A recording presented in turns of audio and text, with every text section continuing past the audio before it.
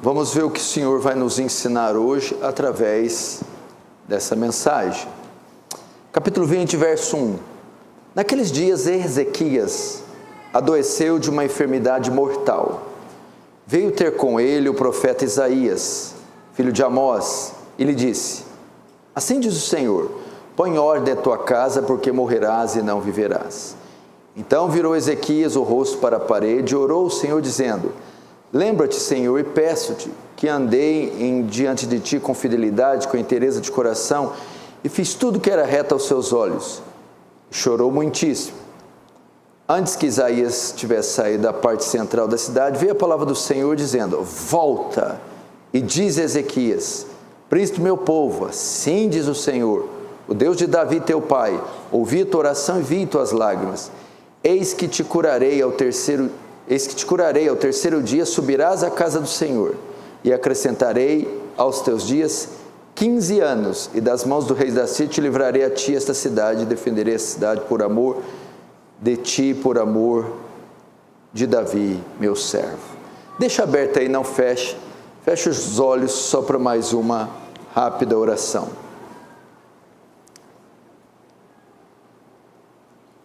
Querido Deus, diante do Senhor nos colocamos mais uma noite,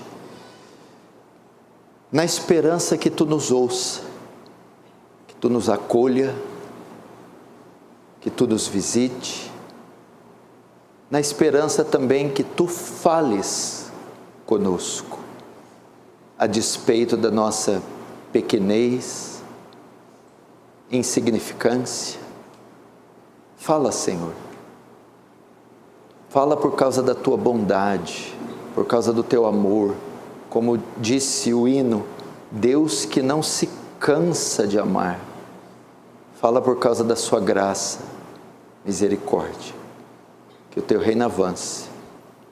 Que o Senhor receba glória para si e nos conforme a imagem do Teu Filho. Amém. Irmãos, eu vou trazer uma mensagem aqui bem pastoral a vocês, uma mensagem que eu espero que comunique graça a vocês. Estamos em uma semana de jejum, onde as mensagens todas foram voltadas para a oração, para o acolhimento do quebrantado, do abatido, a intervenção divina nas aflições e nas adversidades. E eu quero continuar falando um pouco disso com vocês. Então a mensagem, talvez nem todos necessitam de um amparo e um consolo nesse momento, mas talvez durante o desdobrar da mensagem, você pode perceber: nossa, essa palavra também foi para mim, né? Talvez você não está passando grandes aflições, mas ela pode servir para você em algum momento da sua vida. Eu quero falar sobre como Deus respondeu à oração do rei Ezequias. E ele mudou uma sentença que foi dada sobre Ezequias. Ezequias estava debaixo de uma sentença de morte. A sentença já tinha sido dada. Há alguma esperança de sentenças serem mudadas quando falamos de tribunais humanos, principalmente no Brasil. A justiça brasileira são sentenças muito duvidosas e nós podemos recorrer e quem sabe elas podem mudar. Agora, e quando se trata de um tribunal divino, um tribunal que não falha, um tribunal cujo juiz é Deus? Ezequias estava com a sentença de morte dada pelo próprio Deus. E nós vemos no desenrolar da história que essa sentença foi revogada, foi mudada. O próprio juiz dos juízes, o próprio tribunal que não falha e não erra, divino, revogou uma sentença. Então, para todos que estão debaixo de alguma espécie de sentença, para todos que estão vivendo quadros e acredita, eu acho que eu vou ser obrigado a viver assim para o resto da minha vida. Eu acho que essa é a sentença final do meu caso. Meu caso não tem solução. Não há como revogar. Talvez você está vivendo quadros, circunstâncias ou sentenças que você fala, eu acho que... no Brasil se usa muito esse termo, eu estou condenado a viver com essa mulher do jeito que ela é, o resto da minha vida. Eu estou condenado a viver com essa doença, como ela é, para o resto da minha vida. Eu estou condenado a viver esse... E aí você coloca tudo aquilo que te identifica, que é compatível à sua realidade. E você, eu acho que eu estou condenado ou sentenciado a viver isso. Talvez não. A sua sentença, assim como a de Ezequias, pode ser revogada, pode ser mudada. Você não precisa se conformar ou conviver com tais situações para o resto da tua vida. Deus pode mudar essa sentença. Então, você que está sobre uma sentença, seja ela de qualquer ordem, de qualquer espécie, ouça essa mensagem, na esperança que a sua sentença pode ser mudada. Presta atenção no que está falando. Eu não sei se você acredita, mas eu acredito no que eu prego. Eu acredito no que eu estou falando. Porque eu acredito na palavra de Deus. E a palavra de Deus mostra que teve um caso de uma sentença revogada. E eu acredito com todo o meu ser no que este texto está falando. Não é história da carochinha. Não é para encher linguiça e ludibriar a crente. É a palavra de Deus. Assim disse o Senhor. Tudo começa no primeiro livro de Samuel. 1 Samuel. Depois de 300 anos de escuridão, que foi a época de juízes, o povo de Israel pede um rei. Eles queriam um rei. Deus então responde o pedido de Israel e envia Saul, que é substituído por Davi e posteriormente por Salomão. Quando Salomão morre, ele tem um general chamado Roboão I e tem o seu filho, o sucessor do trono, que é Roboão. Jeroboão divide o reino e leva com ele 10 tribos. Lembra que o reino Israel era formado por 12 tribos. Jeroboão divide o reino e leva com ele 10 tribos, chamado Reino do Norte. Esse reino dura mais ou menos 200 anos. É levado para o cativeiro assírio e de lá nunca mais volta. 2 tribos, Benjamim e Judá, ficam com Roboão e é chamado então Reino do Sul, Judá. Reino do Norte, Israel. O Reino do Sul foi composto por 19 reis. O Reino do Norte, 19 reis. Entre eles Acabe, Manassés. Nenhum desses reis andou com Deus. O Reino do Sul foi composto, o Reino do Norte, por reis perversos. E o Reino do Norte, o Reino do Sul, Judá, teve 20 reis.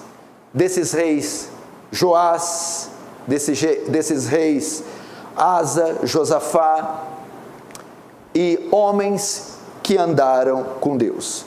Então, do Reino do Sul, que era Benjamim e Judá, onde tiveram reis bons, foi onde a aliança de Davi se perpetuou e de onde viria o Messias. O rei que governa agora é o rei Ezequias. Ele é o 13º rei do reinado do sul, Judá. Ele começou a reinar com 25 anos no reino, no ano de 726. Qual é o pano de fundo aqui? Ezequias tinha acabado de vencer Senaqueribe na épica conflito entre Judá e a Síria, governada pelo perverso rei Senaqueribe. E você se lembra da história, Deus intervém nessa batalha e manda um anjo, e um só anjo fere 180 mil soldados da Síria, dando grande vitória. No capítulo 20, então, que é o que nós estamos lendo, vai narrar a enfermidade de Ezequias, depois dessa campanha militar com Senaqueribe e com a Síria. E é isso que nós vamos ver. O texto começa, verso 1. Naqueles dias, começa falando, naqueles dias. Que dias? Naqueles dias, após a invasão da Síria, após a guerra, após o anjo protagonizar grande vitória, naqueles dias adoeceu Ezequias. Então já começa com um princípio aqui importante. A vida do crente é assim. Você sai de uma batalha e você entra em outra. Aqueles dias eu acabei de sair de uma peleja entre uma campanha militar épica, estrondosa, envolvendo exércitos, envolvendo tropas, envolvendo batalhões, e agora que parece que deu um tempo, vem outra adversidade, uma doença. Então a vida do crente é assim, ela é marcada por luta após luta, é marcada por guerra após guerra. Nós sempre estamos inseridos em algum tipo de combate ou em algum tipo de adversidade. E condicionar a mente para isso nos poupa um bocado de coisa. Muitos de vocês que vieram dessas teologias de autoajuda se frustram porque eles prometeram a vocês um mundo de paz e felicidade. Agora a Bíblia disse que no mundo tereis aflições. Quando eu condiciono a minha mente a esperar nessa esfera, desse lado da eternidade, luta e oposição, eu já ganho 50% da batalha. Eu já não me assusto, isso não mexe tanto comigo, porque eu já estou esperando por isso. Então, naqueles dias do pós-guerra, adoeceu Ezequias. Notem, aqui nós temos o primeiro problema que temos, o primeiro problema que vamos lidar. O problema súbito, a crise súbita, o mal súbito, a adversidade súbita. O maior problema aqui é o quê? Que Ezequias, curiosamente, inesperadamente, que isso quer dizer súbito, ficou doente.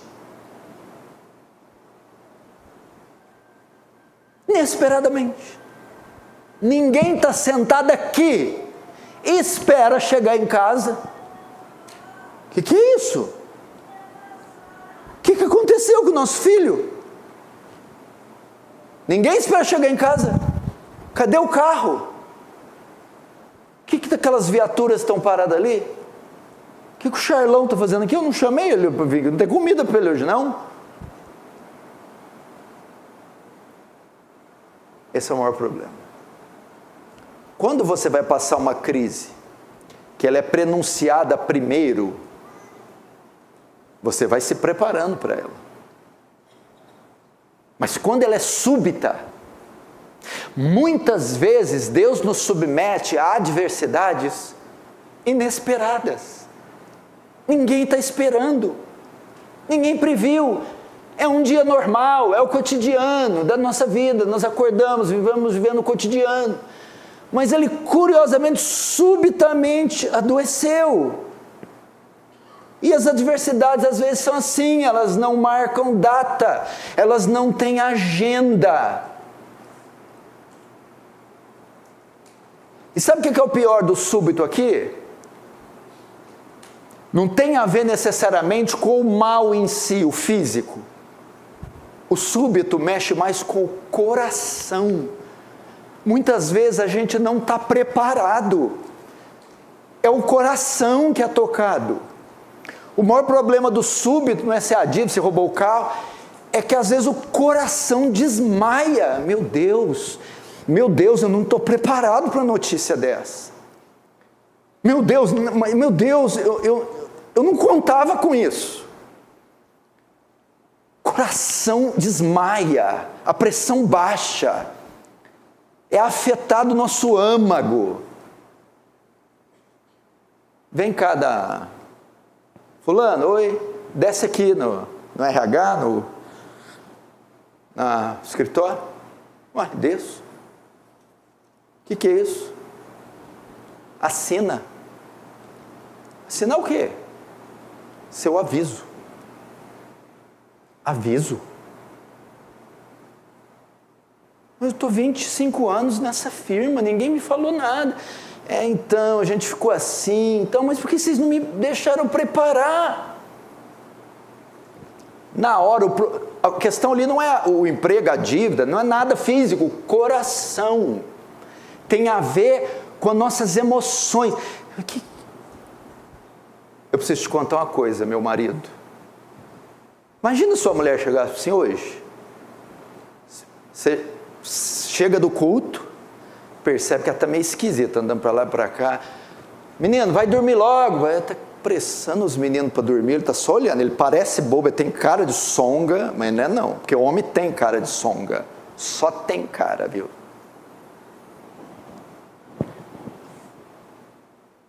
Sábado, põe o menino para dormir. Eu preciso falar com você. A perna até bambeia. Mulher, uma hora dessa querendo falar comigo. Eu saio de casa. Falei, não, vou pregar no Japão. Não quero saber não. Então, preciso te contar. Você começa assim, você já mata o velho. Se ele tiver mais de 50. Que você quer me contar, mulher? Ai, Jesus, me ajuda. Ela ainda vai fazer desse jeito. Ai, Jesus, me ajuda. Aí Jesus não tem nada com isso. Um sábado, depois do culto, Jesus, a mulher vai te largar aquela bomba de hidrogênio. Esse é o problema do súbito. E sabe o que acontece com crente? Tem algum crente aqui? Diz amém. Amém. Pode aprender a conviver com o súbito. É o que mais tem. Por isso o Salmo 57:7 diz: preparado, ó Deus, está o meu coração. Se você não tiver com o coração preparado, quando vier o mal súbito, a adversidade súbita, inesperada, sem marcar agenda, sem data, seu coração não aguenta. E parece que foi o caso de Ezequias. Adoeceu. E pior, o texto diz: adoeceu de uma enfermidade mortal. Mortal. A história diz que teve uma peste que assolou o Império Sírio. Uma peste mortal, como foi a peste bubônica, a peste negra. E parece que nesses conflitos com Israel, Ezequias pegou essa peste, e era uma doença mortal. Aqui o autor quer descrever o caráter da adversidade, do problema. Existem doença e doença, vai. É só você assistir o Jaime de Amorim na HIT, peste bubônica, artrose, artrite, sai agora, cachumba, varíola, rubéola. Nunca vi, eu aprendi todas as doenças, eu vi naquele homem.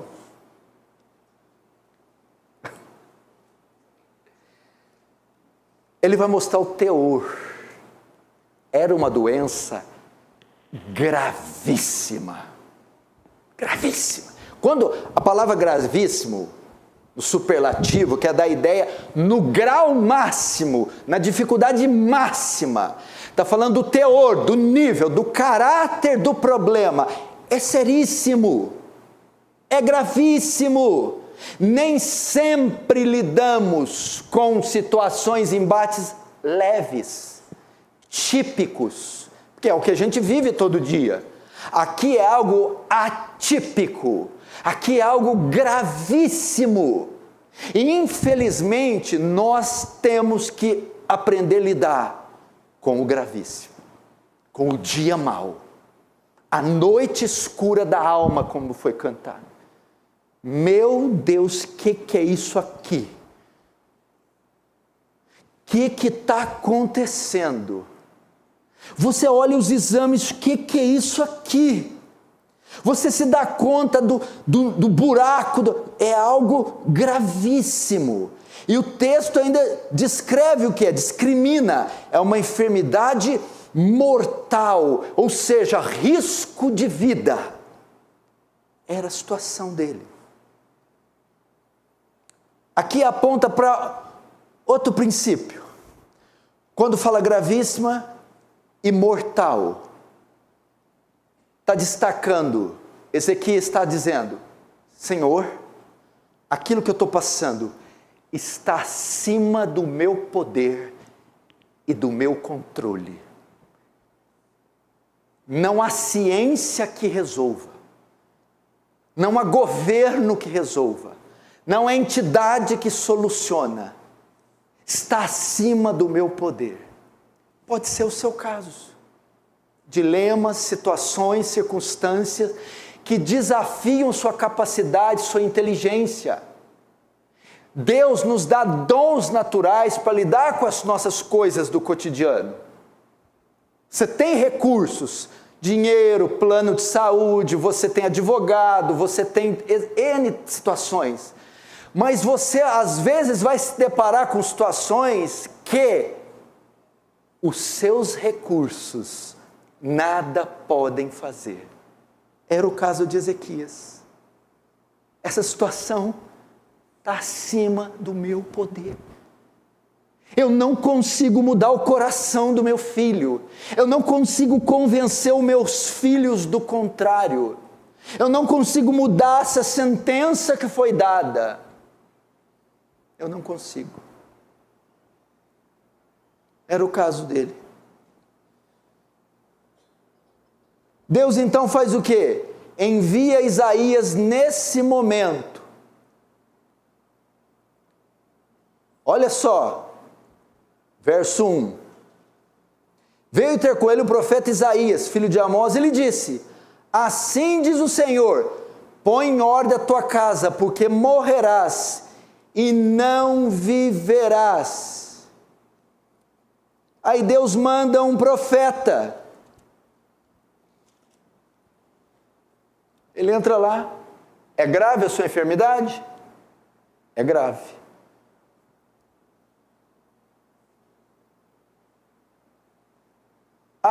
Eu estou aqui para te dizer que é grave mesmo. E tem mais. Você vai morrer. Isaías é um dos maiores profetas que pisou na terra. Entra lá e diz: você arruma a tua casa. Quando ele fala arruma a tua casa, é mais ou menos assim. Imagina que você está diante de algo, você está passando e você suspeita ou você entende, é grave, é impossível. Quando o profeta diz, arruma a tua casa, Ezequias, meu Deus, é grave mesmo. Arruma a tua casa. E segundo, ele confirma, você vai morrer. Aqui eu aprendo outro ponto. Nem sempre receberemos boas notícias pelo fato de sermos crentes. O fato de sermos cristãos não significa que sempre receberemos boas notícias. Diferente da confissão positiva, diferente da palavra da fé, diferente da teologia da prosperidade, nem sempre o fato de sermos cristãos nos impede de recebermos sentenças negativas. O maior profeta: doente? Tô com medo. Tá. É bom você ter mesmo, porque você vai morrer. Foi isso que ele recebeu. Olha que coisa forte.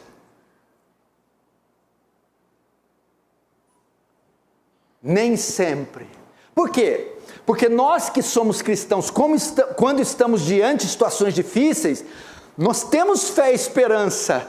Vai dar certo, vai ser favorável, vai mudar o cerco. Aqui não. O profeta veio para confirmar o que ele estava temendo. Arruma a tua casa, porque você vai morrer. A sentença foi negativa para Ezequias. Irmãos, essa é a nossa realidade. Você coloca tanta esperança em uma causa e ela não sai como você esperava. Você ora, você pensa: vai aprovar meu currículo? A cirurgia vai dar certo? Ele vai voltar para casa? Aí você recebe uma mensagem do filho: mamãe, te amo muito, mas não vou voltar. O médico sai do centro cirúrgico. Cadê o pai do menino? Infelizmente, não deu certo. Essa é a realidade. Ser crente não é crer no mágico, abracadabra, 24 horas. Não é. Muitas vezes as coisas seguem sua ordem natural. Muitas vezes não deu, não foi dessa vez, a porta não abriu, não foi como você esperava. Arruma a tua casa, você vai morrer. Enviou o maior profeta do Antigo Testamento para dizer isso. Olha que drama esse homem está vivendo. Então Deus ordena Isaías que vá até a casa dele e dê uma sentença de morte. Nem sempre temos notícias boas, gente. Essa é a realidade. Ser crente nos traz inúmeras vantagens do incrédulo. Óbvio, temos um Deus poderoso, a misericórdia de Deus, o poder de Deus, o amor de Deus, mas isso não significa que sempre receberemos boas notícias. Não é toda vez que um pai vai viajar e voltar ileso, não é toda vez que vamos passar por uma pandemia e não sofrer nada, não é todas as vezes que vai haver um surto de crime e a nossa casa não vai ser assaltada. Haverá vezes, com meu filho, comigo, com a minha mãe, mas com a minha mãe não, da minha casa. Sim. Às vezes, vai ser com a tua mãe, na tua casa, com você. Aquilo que você cansou de assistir na TV, vai chegar na tua casa. Pode chegar na tua casa. Eu queria imaginar esse homem com a ferida mortal, com úlceras e chagas, na cama, desesperado, depois do profeta ter mandado isso. Como é que estava o coração desse homem?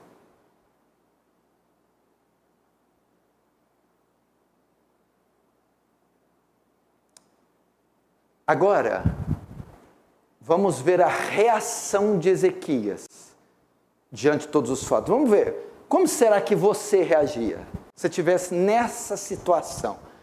A coisa está feia para o meu lado. O negócio está feio. Como você reagiria diante desta realidade? Vamos ver como ele reagiu.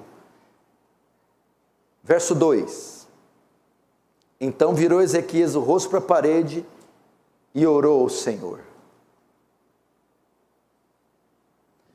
A Bíblia diz que Ezequias estava deitado na sua cama, no clímax da sua enfermidade, e ele vira o rosto para a parede e ora.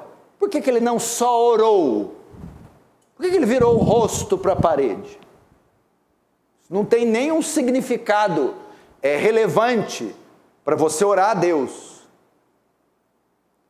Estudiosos entendem que ele vira para o lado onde estava localizado o templo. O templo era símbolo da presença de Deus, da glória de Deus. Este ato de Ezequias mostra que ele nessa situação foi recorrer ninguém mais, ninguém menos que Jeová, o Senhor dos exércitos.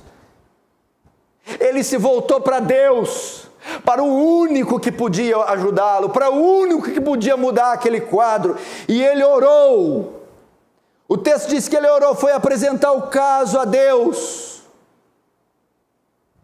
Não resta outra coisa a se fazer, mesmo que você já saiba isso, e tenha ouvido isso 1200 vezes, meu irmão, diante de tragédias e adversidades, mesmo de sentenças dadas, você deve voltar seu rosto para Deus, você deve clamar a Deus em oração, você nunca deve desistir de orar, nunca deve desistir de buscar a Deus. Se Deus não se cansa de amar, você não deve se cansar de ser amado, se cansar de buscá-lo, se cansar de recorrer a Ele.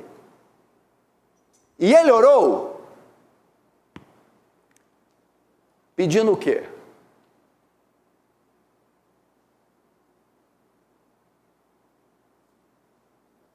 Aqui o juiz é Deus. O que ele foi pedir na Suprema Corte Divina? Excelência, o Senhor me deu uma sentença de morte. Sim. Eu quero que o Senhor a revogue. Eu quero que o Senhor a anule. Eu quero que o Senhor não a execute. Agora vamos lá. Ninguém sai entrando assim dentro de um tribunal para falar com o juiz. Só David Wilkerson, em 1970, em Nova York. Ei, e virou o que virou, o homem de Deus. Ninguém faz isso. É muito atrevimento ou muita leviandade. Agora tinha uma razão por que ele fez isso. Ele se baseia em 2 argumentos.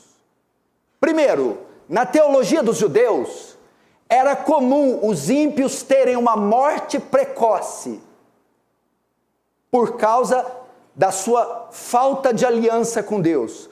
O justo não. O justo, em Deuteronômio 6, verso 1 a 2, ele diz que se ele cumprir a palavra, ele terá vida longa.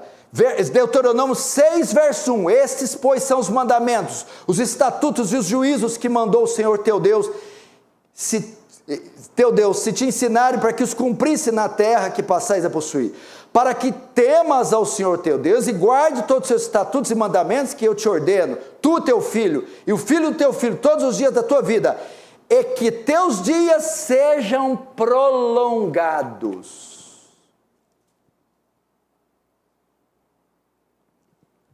Ele diz isso, Senhor, revogue a sentença. Por quê? Porque Ezequias aqui tinha provavelmente 35 anos.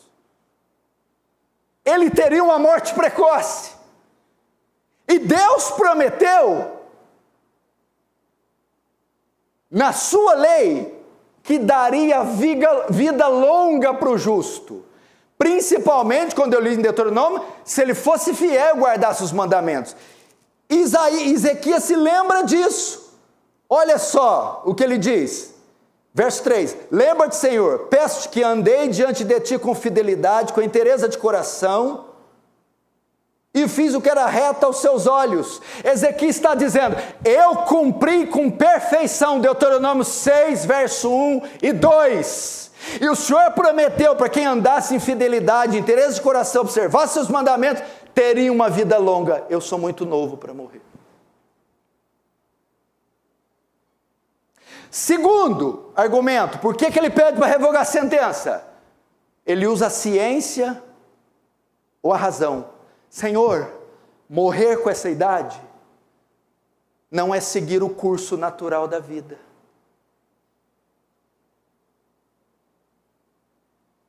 No Salmo 80 está escrito que é 80 e 90 anos, 70 e 80 anos.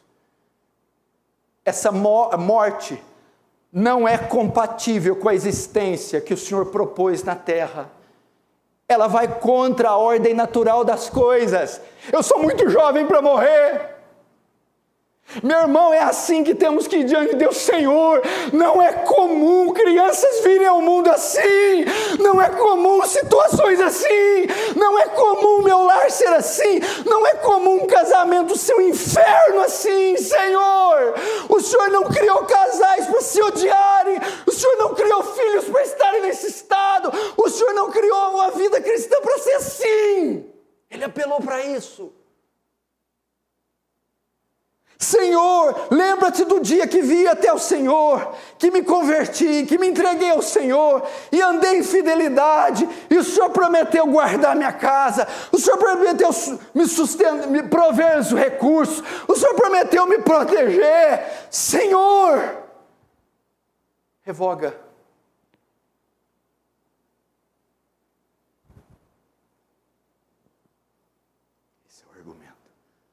Por isso ele pôde entrar no meio do tribunal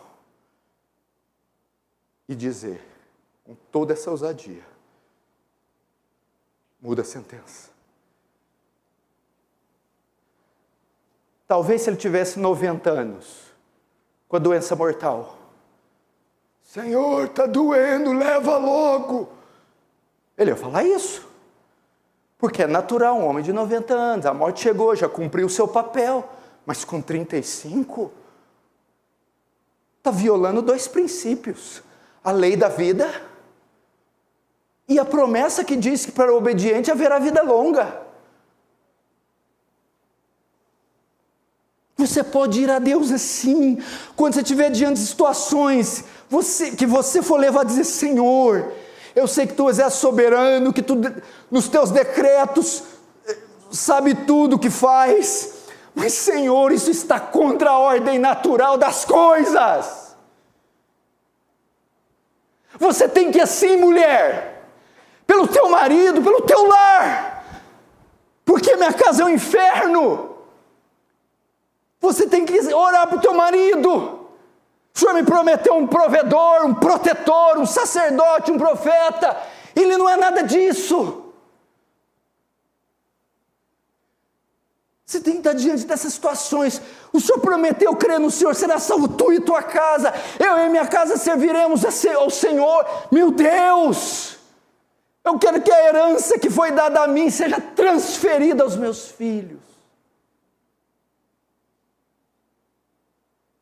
Veja os argumentos desse homem. Você pode dizer, Senhor, eu peço para o Senhor mudar a sentença, por causa das tuas promessas. Será que Ezequias aqui não estava sendo provado? Será que Deus estava ali, anjo, vai, continua. E Ezequias mandando ver. Será que não é isso que falta em você, homem? Você recebe sentença, amém. Glória a Deus. Será que não é isso? Falta de conhecimento. Será que Deus às vezes não coloca rojões na sua mão, bombas na sua mão, adversidades graves, gravíssimas, sentenças de morte, para testar você, aquilatar o grau da sua fé, para você se posicionar? Esse homem invade o tribunal do céu. Espera aí. Então, disseram aí que vão me matar, que acabou. Protesto. Quais as razões? Quais os argumentos? Ezequias lança os dois. Pastor, mas isso aí não é um ato soberbo? Vamos continuar o 3. Lembra-te, peço, Senhor, que andei diante de Ti com fidelidade, com interesse de coração, era reto aos seus olhos, e chorou muito. Altíssimo. Olha que elementozinho colocado aqui. Ele pediu isso diante do justo juiz com lágrimas. Faz isso com a minha casa, não. Tem misericórdia de mim. Ele se humilhou, não chegou com pompa lá, não. Ele chorou, é um ato de humilhação de Ezequias. Ao mesmo tempo que ele foi ousado, ao mesmo tempo que foi um homem cheio de fé e coragem, foi um homem extremamente quebrantado. Quem é alguém para botar Deus na parede? Isso não existe. Ele foi humilhado, ele foi em lágrimas rogar pela sentença. Pais vão diante de Deus em lágrimas rogarem pelos seus filhos. Esposas vão com lágrimas diante de Deus rogar pelos maridos. Jovens, irmãos, seja a causa que for, vá até o tribunal de Deus humilhado, quebrantado, prostrado. Vá aos pés dele em copiosas lágrimas, pedindo humildemente: mude a sentença.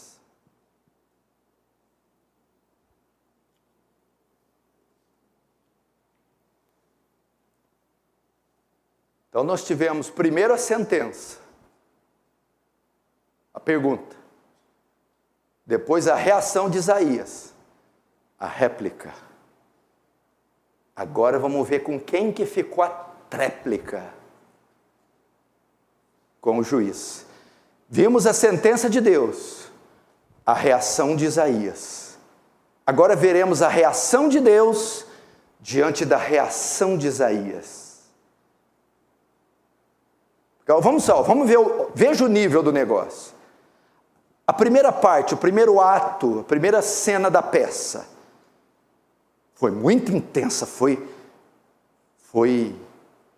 impactante. Um homem adoece subitamente, uma doença mortal, uma doença gravíssima, entra Isaías e vai lá, não dá boas notícias, está grave? É grave mesmo, arruma a tua casa, meu Deus, você vai morrer. Olha a intensidade, o nível. A resposta de Isaías foi à altura da sentença. Ele se vira para a parede, ora com choro, reivindica as promessas de Deus a Deuteronômio 6, fala, veja só, vocês precisam reagir de acordo com o nível da sentença. Meu filho, se você está tendo uma situação grave, você não pode se portar como se ela não fosse.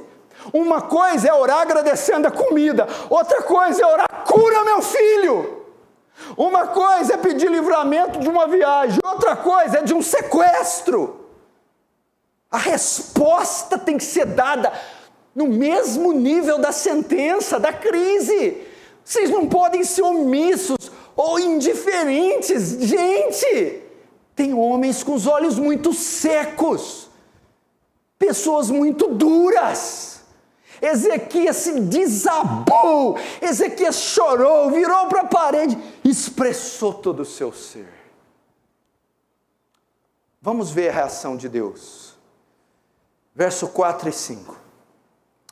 Antes que Isaías tivesse saído da parte central da cidade, veio ele a palavra do Senhor dizendo: volta e diz a Ezequias, Cristo meu povo, assim diz o Senhor Deus de Davi, teu pai, ouvi tua oração e vi tuas lágrimas. Olha para mim. Essa resposta aqui não está muito compatível, irmão Lucas. Eu estou doente, quero ser curado. Por que Isaías não entrou e falou, você vai ser curado? Tiveram outras palavras que antecederam isso. Isaías chega dizendo, ouvi tua oração e vi tuas lágrimas.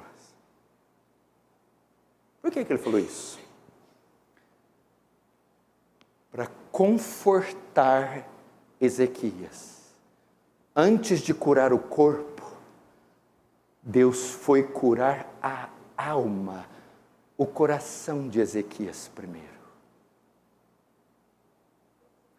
Deus sabia do estado interior daquele homem, que aquele homem estava abalado, aquele homem estava com medo, aquele homem, quando eu falei a primeira parte do súbito, mexeu com o coração, e Deus vai com carinho, com cuidado, com a graça singular. Eu ouvi, e eu vi. Deus quer mostrar para Ezequias: eu não estou indiferente à sua dor, eu ouvi. Eu não estou distante do seu sofrimento, eu vi.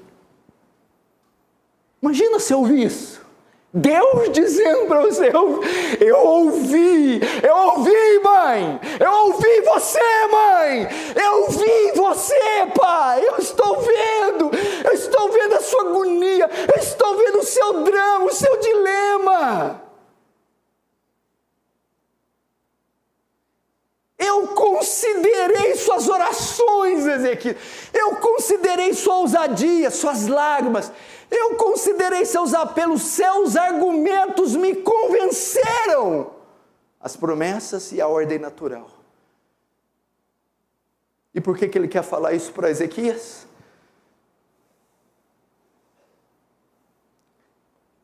Quer mostrar a fidelidade dele para Ezequias, o amor dele para Ezequias, porque ele quer consolar Ezequias primeiro, curar o coração primeiro.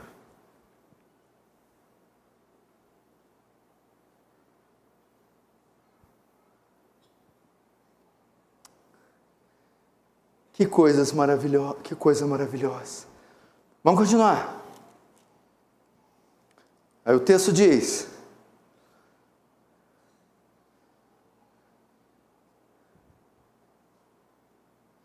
verso 5: ouvi tua oração, vi tuas lágrimas, e eis que te curarei. Aí o terceiro dia, subirás na casa do Senhor.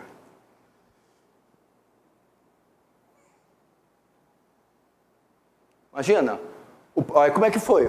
O oficial de justiça chegou, Danilo Quinta, despede da mulher, cana.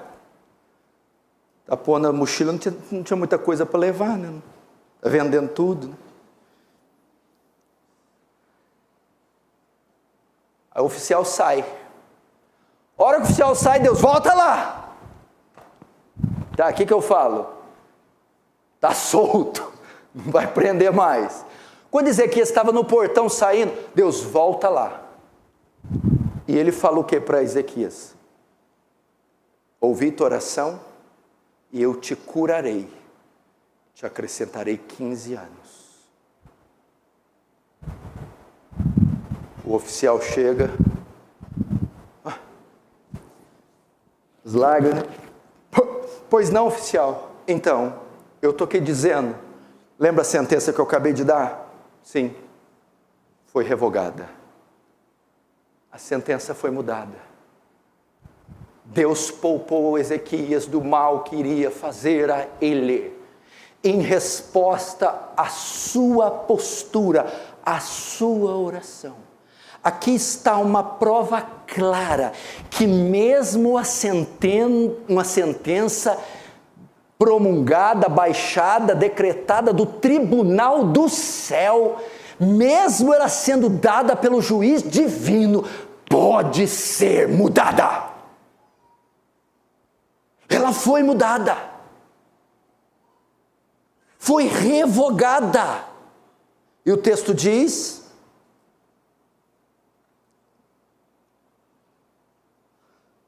deixa eu ver onde está,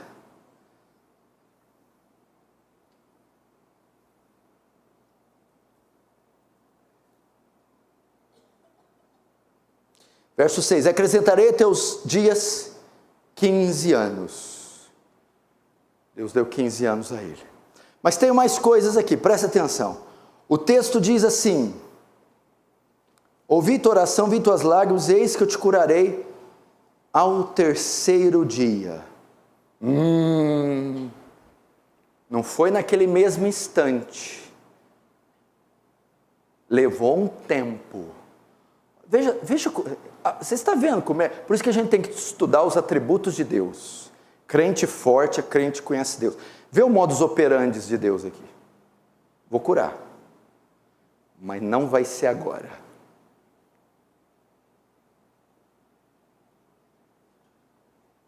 Requer paciência.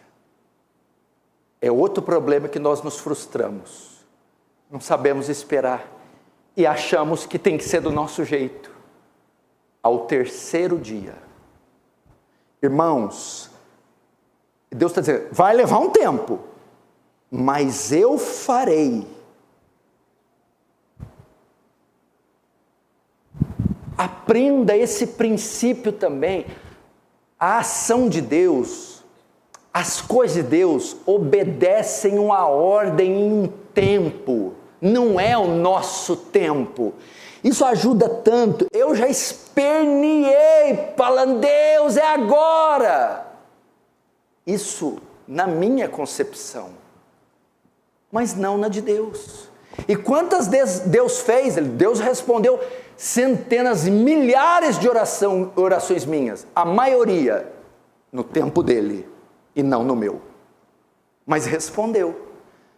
E nesse processo ele me ensinou a exercitar paciência, fé, porque eu li algo hoje,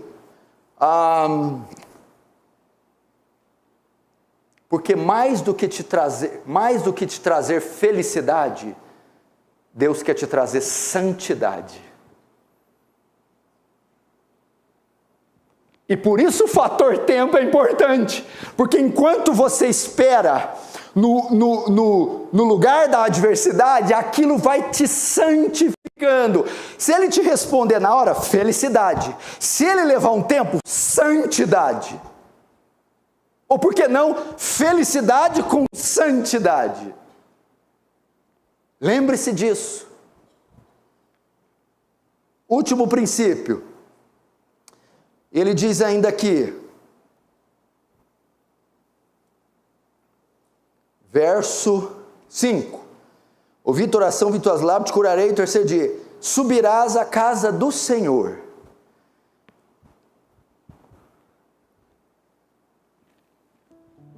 Por que as cadeiras ficam cheias só no domingo? Não ficam no sábado?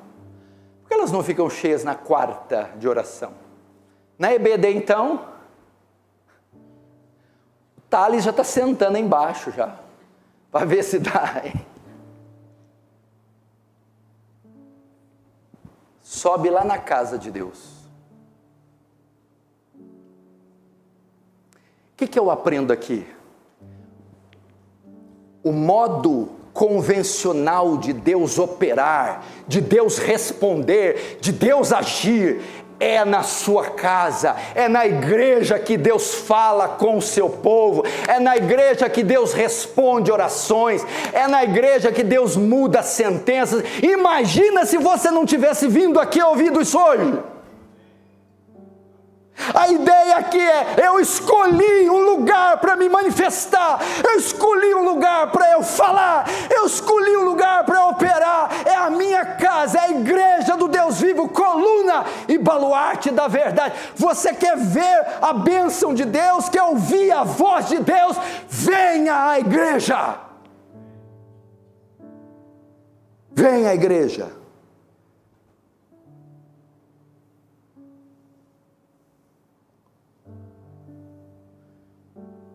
Verso 6, acrescentarei a teus dias 15 anos, das mãos do rei da Síria, te livrarei a ti e esta cidade, e defenderei essa cidade por amor de mim, e por amor do meu servo Davi. Agora aqui a razão principal, porque Deus curou Ezequias, por amor de mim. Deus, quando faz algo para nós, o interesse dele não é, primeiramente, o interesse dele, primeiramente, não é a nós, e nem exclusivamente a nós.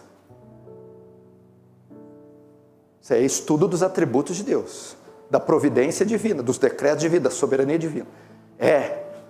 Por que então que Deus muda sentenças? Primeiro, para exaltar a sua glória, por amor dele mesmo, para ele ser conhecido das nações, para que na sua doença ele seja glorificado, na tua cura ele seja exaltado.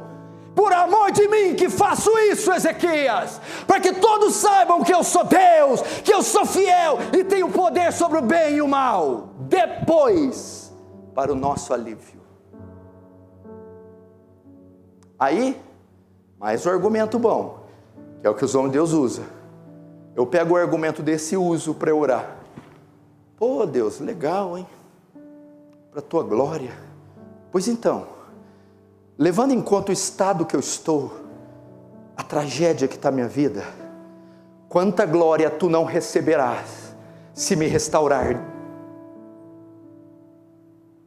Se o Senhor recebe um nível de glória curando uma gripe, quanto mais glória o Senhor receberá restaurando um lar como o meu, uma mulher como eu, um homem como eu, uma situação tão trágica. Então eu te peço, glorifica teu nome nessa tragédia, nessa sentença, nessa enfermidade, e revoga ela para que todos conheçam o seu poder.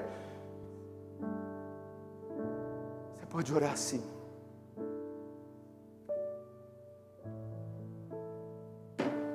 Então Deus acrescenta 15 anos a Ezequias, revoga a sentença e glorifica o teu nome. Ezequias ainda sai sendo um dos maiores reis de Israel. Oh, meus irmãos, vocês que estão debaixo de alguma sentença, vocês vão orar a Deus agora, vocês vão buscar a Deus, na semelhança de Ezequias, que toda mensagem passe pela sua mente, pela sua cabeça, cada princípio, cada passo, e você se posicione a Deus como Ezequias. Vamos orar agora, para que Deus atenda, ouça você.